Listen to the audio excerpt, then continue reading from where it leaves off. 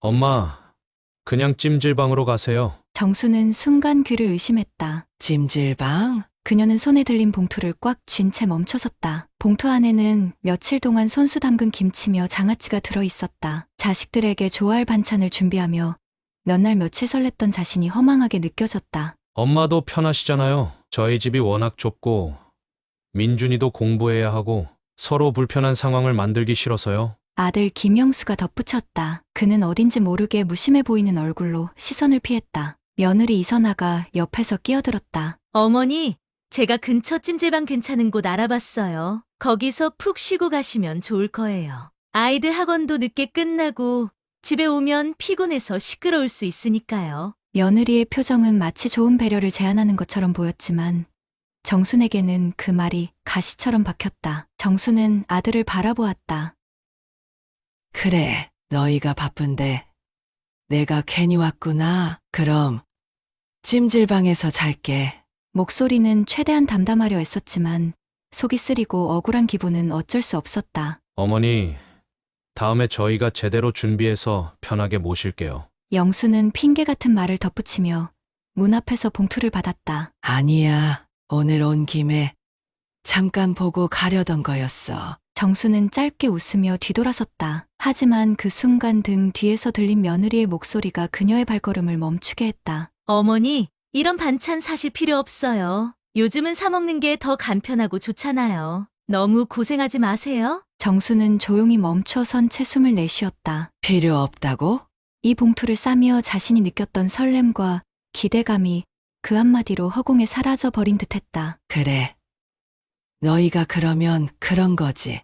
정수는 작게 중얼거리며 다시 발을 뗐다. 박정수는 찜질방 문을 열고 안으로 들어섰다. 따뜻한 공기와 땀 냄새가 그녀를 감쌌다. 여기가 아들의 집보다 더 편할 거라는 말을 곱씹으며 무거운 발걸음으로 구석의 한 자리를 찾았다. 사람들이 웃고 떠드는 소리와 아이들이 뛰어노는 소음 속에서 그녀는 말없이 자리를 깔았다. 작은 가방에서 수건 한 장과 얇은 이불을 꺼냈다. 찜질방에서 무료로 제공하는 딱딱한 베개에 머리를 대고 누워보니 몸이 더욱 뻐근했다. 고개를 들어 주변을 살피니 다정하게 이야기를 나누는 가족들이 보였다. 저렇게 웃고 떠드는 시간 나도 있었는데. 정수는 생각했다. 할머니, 여기 처음 오셨어요? 어린아이가 정순에게 다가와 물었다. 정수는 잠시 멍하니 있다가 아이를 보고 빙그레 웃었다. 응. 처음이란다. 너는 여기 자주 오니? 네. 엄마랑 아빠랑 매주 와요.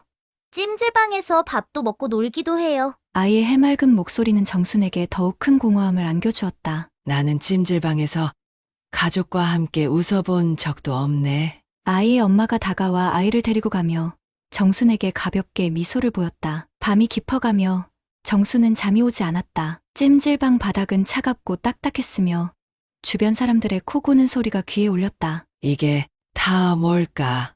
내가 살아온 날들은. 고단했던 삶의 순간들이 머릿속을 스쳐 지나갔다. 홀로 일하며 영수를 키우던 날들, 아플 때조차 자식들 앞에서는 내색하지 않으려 했던 순간들. 그렇게 키웠는데 이렇게 될 줄은 몰랐지. 정수는 주머니에서 낡은 지갑을 꺼내 사진 한 장을 꺼냈다. 사진 속에는 젊은 시절의 그녀와 어린 영수가 함께 웃고 있었다. 너를 키울 때만큼은 세상이 다 내 편인 줄 알았는데. 눈시울이 뜨거워지며 눈물이 고였다. 그 순간 누군가가 정순 옆을 지나가다 중얼거렸다. 늙은 사람이 저렇게 혼자 찜질방에 와 있으면 불쌍하지 않나? 정수는 들리지 않는 척했지만 가슴 한켠이 서늘해졌다. 불쌍하다니. 내가 정말 그런가? 억지로 눈을 감고 뒤척였지만 마음속에 깃든 쓸쓸함이 쉽게 가시지 않았다. 찜질방의 뜨거운 공기 속에서 정수는 쉽게 잠들 수 없었다. 얇은 이불과 딱딱한 바닥이 몸을 더 뻐근하게 만들었다. 주변에서는 아이들이 깔깔거리며 뛰어놀고 가족들이 다정하게 이야기를 나누고 있었다. 그런 모습들을 보며 정수는 고개를 돌렸다. 내가 여기까지 왜 오게 된 걸까? 눈을 감은 그녀의 머릿속에 과거의 기억들이 스쳐 지나갔다. 엄마, 나 배고파. 영수의 여린 목소리가 정순의 귓가에 맴돌았다. 초겨울의 차가운 바람이 허름한 창호지를 뚫고 들어오던 그날 밤, 어린 영수가 방 한구석에서 배를 움켜쥔 채 울고 있었다. 정수는 조용히 아이를 안으며 등을 토닥였지만 그 작은 몸은 여전히 떨리고 있었다. 뭐라도 먹였어야 했는데 그땐 정말 아무것도 없었지. 정수는 침대 옆에 놓인 낡은 가방을 뒤적거렸다. 그 속에는 남편과 결혼할 때 받은 얇은 금반지가 있었다. 눈을 질끈 감으며 반지를 손에 꼭 쥐고 조용히 읊조렸다. 미안해, 영수야. 내일 아침에는 꼭 따뜻한 밥 먹게 해줄게. 다음 날 새벽, 정수는 근처 금은방에 반지를 들고 갔다. 주인이 반지를 만지작거리며 고개를 갸웃했지만 그녀는 눈을 피하며 말했다. 얼마라도 좋으니 돈으로 좀 바꿔주세요. 그 돈으로 시장에서 쌀 한 봉지와 달걀 몇 개를 샀다. 그리고 허름한 부엌에서 솥을 올려 뜨끈한 밥을 지었다. 아침 햇살 속에서 영수가 환히 웃으며 밥 한 그릇을 깨끗이 비우는 모습을 보는 순간 정수는 참았던 눈물을 쏟았다. 그 작은 웃음 하나면 내가 더 10번이라도 희생할 수 있어. 시간이 흘러 영수는 점점 커갔다. 학교에서 받아온 성적표에는 점점 더 좋은 숫자들이 적혀 있었다. 엄마, 나 이번에 반에서 5등 했어. 영수가 환히 웃으며 성적표를 내미는 순간 정수는 어릴 적 울던 아이의 얼굴과 겹쳐 보였다. 그녀는 성적표를 받아들고 고개를 끄덕이며 말했다. 잘했어, 영수야. 엄마가 내가 이렇게 해낼 줄 알았어. 하지만 마음 한편으로는 더해주지 못한 미안함이 가득했다. 그때는 내가 밥만 먹여도 고마워하던 아이였는데 정수는 식탁에 아이가 좋아하던 반찬을 쌓아 올리며 속으로 다짐했다. 영수야, 내가 하고 싶은 건 뭐든 다 하게 해줄게. 내가 더 일하면 되니까.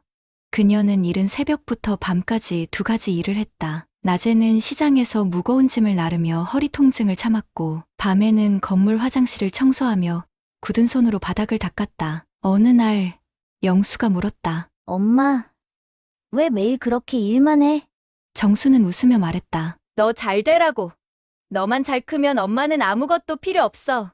그때 어린 영수는 정순의 손을 잡고 말했다. 엄마, 내가 돈 많이 벌어서 엄마 편하게 해줄게. 그 약속이 정순의 삶의 원동력이었다. 엄마, 저 결혼하려고 해요. 영수가 조심스레 꺼낸 말에 정수는 잠시 멍해졌다. 결혼이라니. 그렇게 어렸던 아들이 벌써 새 가정을 꾸린다는 말인가? 기쁨이 가슴을 가득 채우는 동시에 현실적인 걱정이 그녀를 짓눌렀다. 결혼 준비는 어떻게 하려고 하니? 영수는 고개를 숙였다. 솔직히 돈이 좀 모자라요. 어머니가 조금 도와주시면 안 될까요? 그때 정순에게 남아있던 재산이라곤 남편이 떠나며 남긴 시골의 작은 밭과 오래된 집뿐이었다. 평생 그녀의 노후를 책임져 줄 거라 믿었던 마지막 보루였다. 하지만 아들의 부탁을 외면할 수는 없었다. 나중에 어떻게든 살면 되지. 지금 내 아들이 행복해지는 게 우선이야. 정수는 밭을 팔기로 결정했다. 그날 땅 문서를 손에 들고 읍내 부동산으로 들어서는 발걸음이 얼마나 무거웠는지. 정순 씨, 이거 팔면 정말 아무것도 안 남아요. 괜찮겠어요? 중개인의 걱정 섞인 말에 정수는 고개를 끄덕였다.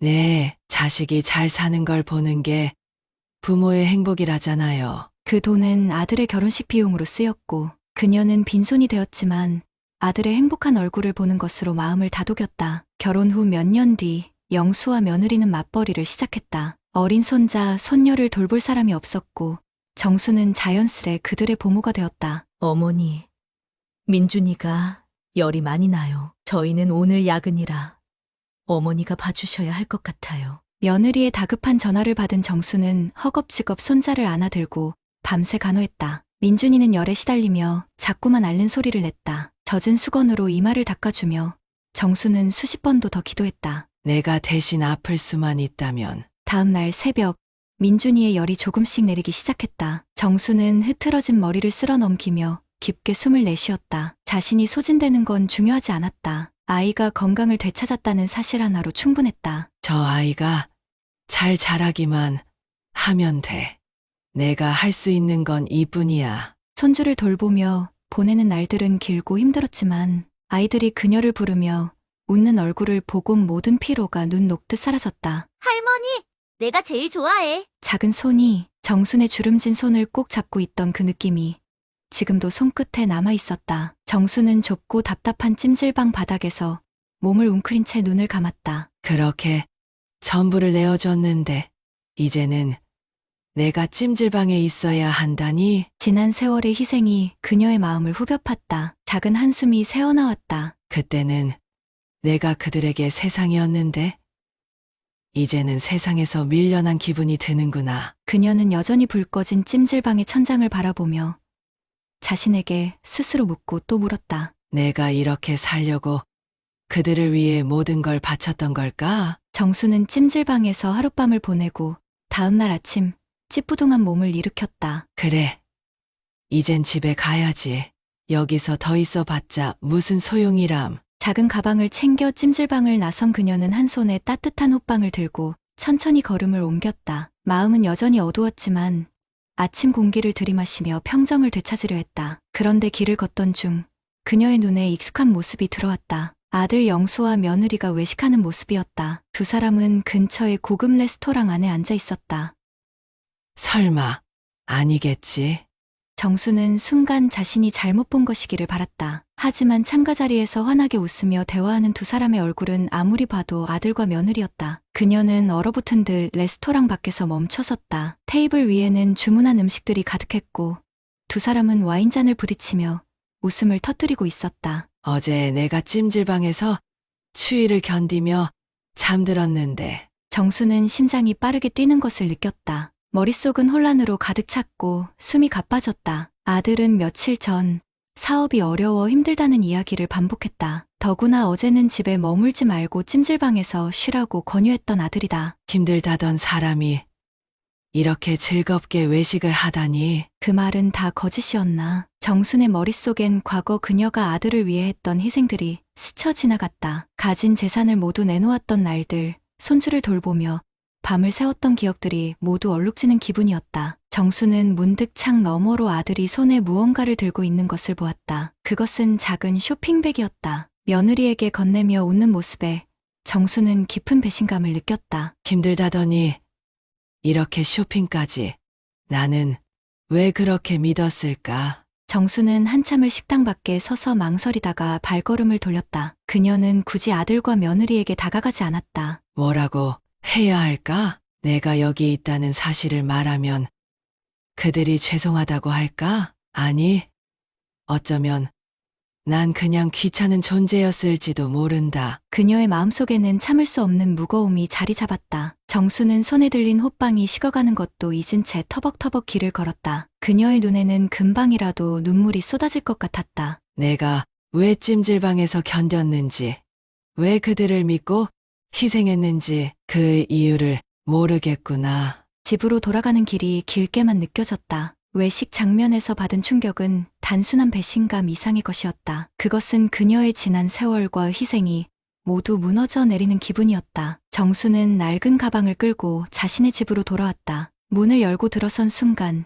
텅 빈 집안의 정적이 그녀를 맞이했다. 한숨을 내쉬며 그녀는 조심스럽게 신발을 벗고 찜질방 냄새가 배인 옷을 벗어 방 한구석에 걸어두었다. 거실 소파에 앉은 그녀는 두 손으로 얼굴을 감쌌다. 레스토랑에서 웃으며 대화를 나누던 아들 부부의 모습이 머릿속에서 떠나지 않았다. 어떻게 그렇게까지 나를 외면할 수 있지? 내가 그동안 너희를 위해 한 일들이 모두 무의미했던 걸까? 눈을 감으면 자연스럽게 떠오르는 과거의 순간들이 그녀의 마음을 더 무겁게 했다. 결혼식 날, 가진 재산을 털어 아들의 신혼집을 마련해주며 웃음 짓던 순간, 어린 손주들이 밤새 열이 펄펄 끓을 때 잠 한숨 못 자고 머리맡에서 간호했던 시간들. 내가 너희에게 바란 건 많지 않았어. 그저 한 번쯤 나를 생각해주는 따뜻한 마음. 그것뿐이었는데. 정수는 결국 참지 못하고 흐느끼기 시작했다. 소리 내어 우는 것도 부끄럽게 느껴져 입을 틀어막았지만 멈추지 않는 눈물은 베개를 적셨다. 내가 뭘 그렇게 잘못했기에.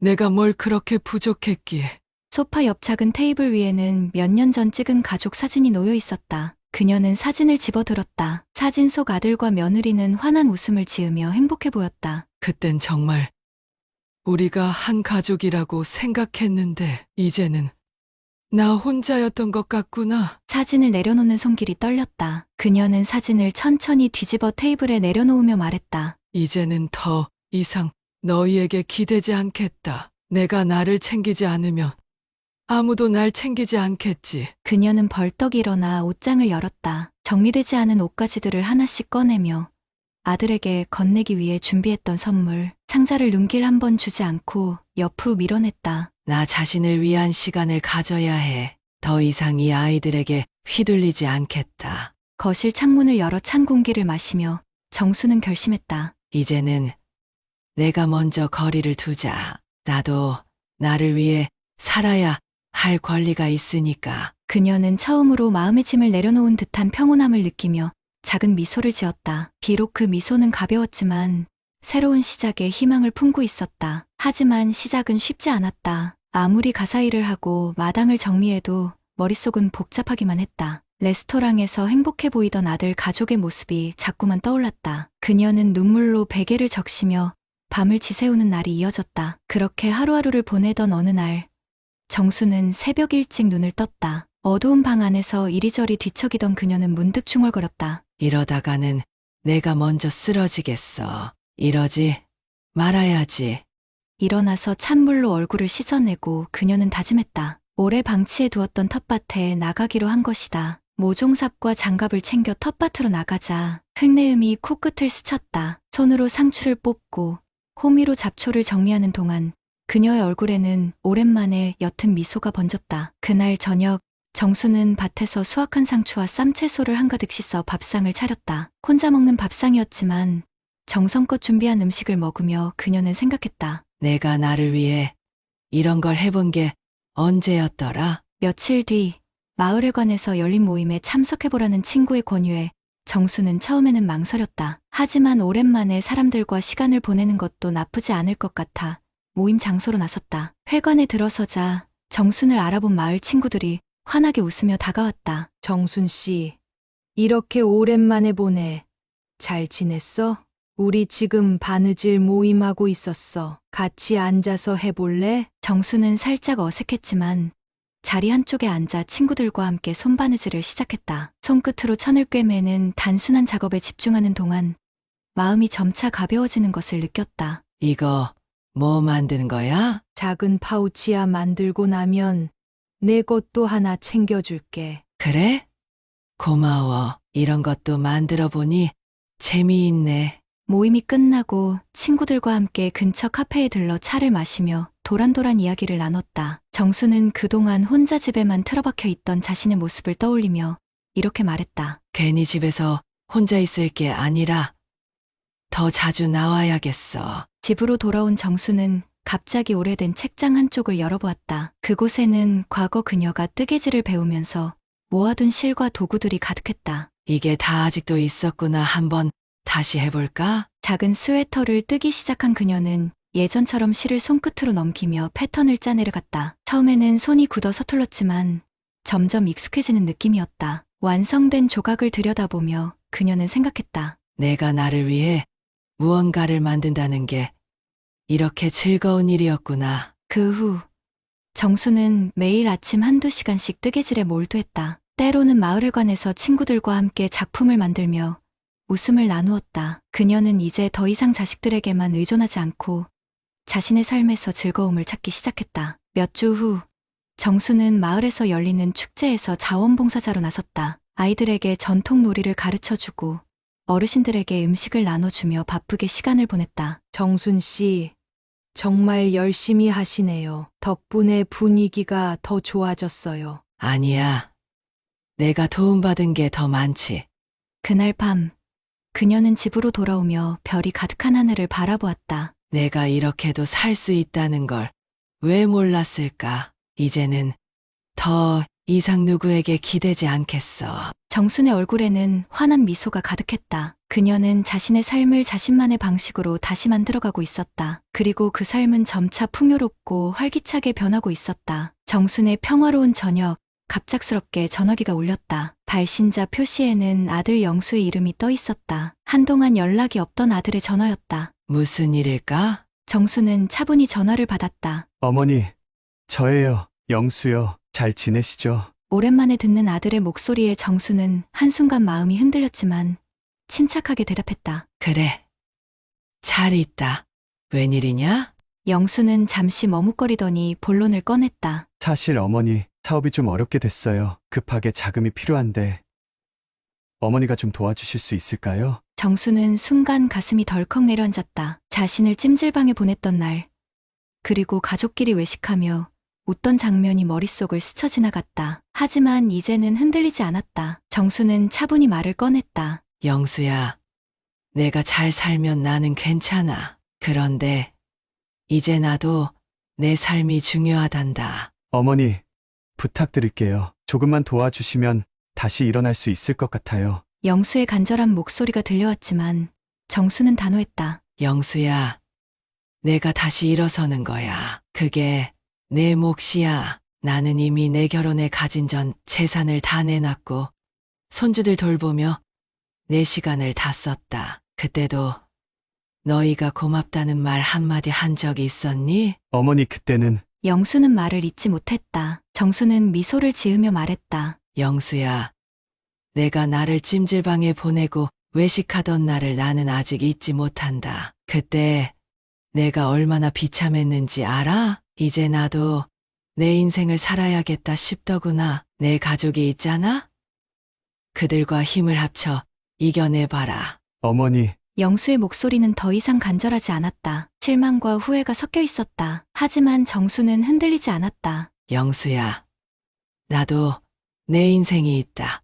그걸 알아줬으면 좋겠다. 정수는 전화를 끊고 깊게 숨을 내쉬었다. 억눌렸던 감정이 한꺼번에 풀려나는 듯했다. 며칠 후, 영수는 우연히 사업 파트너와 이야기를 나누다 어머니의 소식을 들었다. 영수 씨, 혹시 어머니 이름 정순 맞죠? 우리 어머니가 같은 동네에서 어르신 모임을 하신다던데 영수 씨 얘기를 하더라고요. 정말 밝고 건강하시다더라고요. 영수는 깜짝 놀라며 되물었다. 우리 어머니요?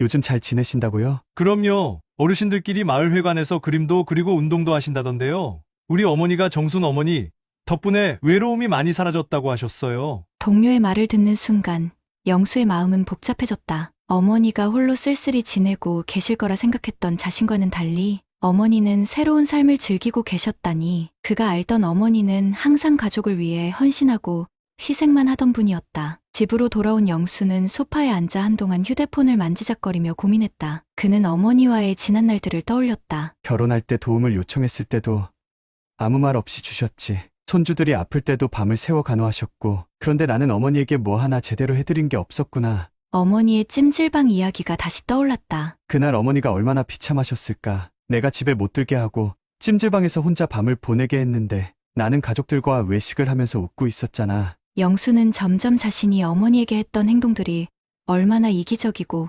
무관심했는지 깨닫게 되었다. 그의 가슴은 후회와 죄책감으로 찢어지는 듯했다. 며칠 뒤 영수는 어머니에게 용서를 구하고 싶었다. 그러나 그의 손은 쉽게 전화 버튼을 누르지 못했다. 어머니는 이미 나를 놓아버리신 걸까? 나를 용서해 주실까? 전화기를 들었다 놨다 하기를 몇 번. 결국 그는 메시지를 남겼다. 어머니, 정말 죄송합니다. 그동안 제가 너무 이기적이었어요. 한 번만 만나 뵙고 이야기 나눌 수 있을까요? 하지만 어머니로부터 답장은 오지 않았다. 영수는 자신의 행동이 어머니에게 얼마나 깊은 상처를 남겼는지 절감했다. 어머니는 내가 필요로 할 때마다 늘 곁에 계셨는데 나는 어머니의 외로움을 외면했구나. 그날 밤 영수는 한동안 잠을 이루지 못했다. 그는 어머니를 위해 어떤 선물이나 돈보다 더 중요한 것이 자신의 진심이라는 것을 깨달았다. 어머니가 바란 건 이런 게 아니었을 거야. 단 한 번이라도 어머니를 마음 깊이 존중하고 이해하는 모습을 보였어야 했는데. 영수는 스스로 다짐했다. 어머니께 다시는 상처 주지 않겠다. 내가 조금 늦었더라도 내 진심이 전해질 수 있도록 최선을 다해보자. 그의 가슴속에는 후회의 무게만큼 커다란 다짐이 자리 잡기 시작했다. 몇 주 후, 정수는 마을 친구들과 함께 동네 카페에서 커피를 마시며 담소를 나누고 있었다. 예전 같으면 자식들에게 서운한 일이 있어도 혼자 끙끙 앓기만 했을 텐데 이제는 친구들과 대화하며 속마음을 털어놓을 수 있었다. 정순의 얼굴에는 여유로운 미소가 떠올랐다. 그때 정순의 휴대전화가 울렸다. 화면에는 영수라는 이름이 떠 있었다. 그녀는 잠시 망설였지만 전화를 받았다. 어머니, 저예요, 영수입니다. 정수는 담담하게 대답했다. 그래. 무슨 일이냐? 영수는 한동안 말을 잇지 못하다가 조심스레 물었다. 어머니, 이번 주말에 제가 시골로 내려가도 될까요? 뵙고 싶습니다. 꼭 드릴 말씀이 있어서요. 정수는 잠시 생각했다. 그의 목소리에는 어딘가 간절함이 느껴졌다. 그래. 내려오려거든 오너라.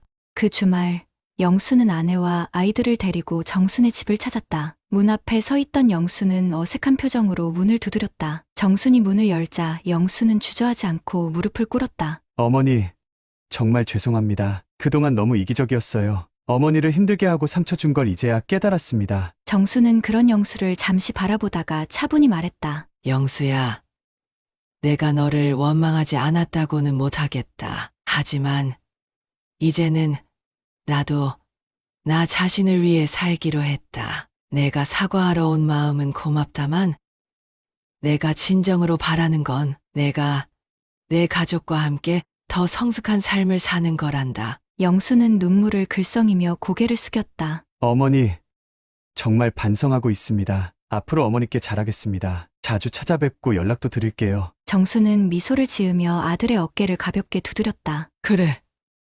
말보다 실천으로 보여주면 된다. 나도 내 삶을 잘 살 테니 너도 너답게 살아라. 그날 저녁 정순과 영수의 가족은 오랜만에 둘러앉아 함께 식사를 했다. 손주들은 정순의 무릎에 앉아 제잘거렸고 영수와 아내는 정순에게 어릴 적 이야기를 들려달라고 요청했다. 식사 후 정수는 스스로에게 약속했다. 나는 더 이상 내 인생을 남의 기대에 묵지 않을 것이다. 내가 행복해야 그 행복이 주변으로 퍼지는 법이니까. 이후로도 영수는 꾸준히 어머니와 연락을 이어갔고 자주 시골을 찾았다. 정수는 자신의 삶을 잃지 않으면서도 자식들과 새로운 관계를 만들어갔다. 그녀의 얼굴에는 언제나 당당한 미소가 자리 잡았다. 여러분, 오늘의 이야기는 잘 들으셨나요?